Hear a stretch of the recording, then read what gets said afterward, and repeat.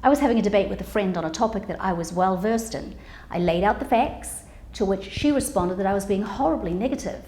I said, well, you know, this is just truth. It's not positive, it's not negative, it's just facts which simply are. But she wouldn't take the conversation any further because the facts were not pleasant and it made her unhappy. Being cheerful and positive is good, but we need to be cautious that we're not taking it too far and deluding ourselves. Welcome to Morning Tea. Hi, I'm Joanne Jolie, business owner and entrepreneur, licensed yacht helmsman, mother, grandmother, and musical artist.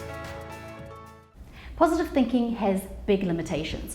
What is better is for us to view our situations in our life through the optimism lens. Optimism is not necessarily positive, but it never denies the facts. It allows us to address the positive and the negative in a healthy way, looking for the best outcome, but acknowledging the realities, and it won't allow us to live in a fantasy where we're only going to hear and receive the truth that is butterflies and rainbows. Positive thinking also puts an additional weight on us to where we somehow have some power or control over a random universe, over other people, over a God, none of which is possible. We only have power over ourselves, and half the time, good luck with that.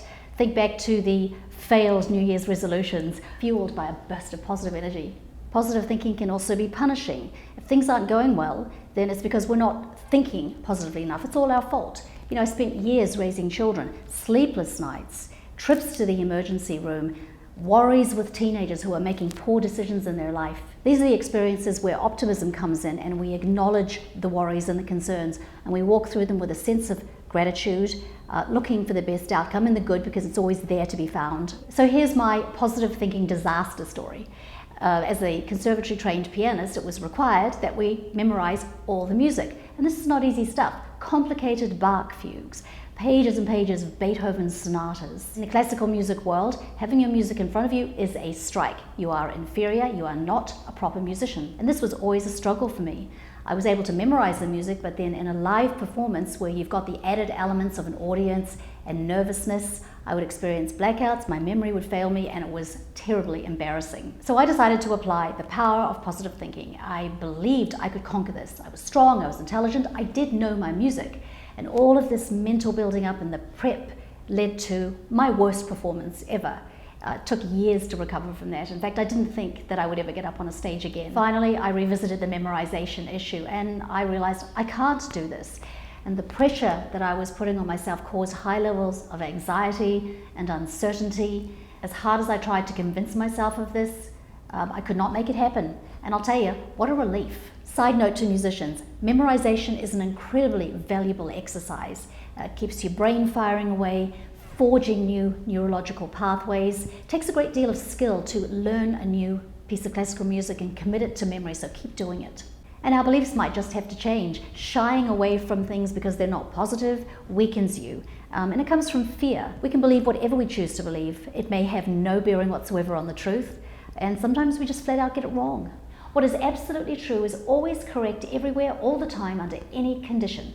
An entity's ability to discern these things is irrelevant to that state of truth. And listen to this, it's so important. We can't be afraid of learning the truth.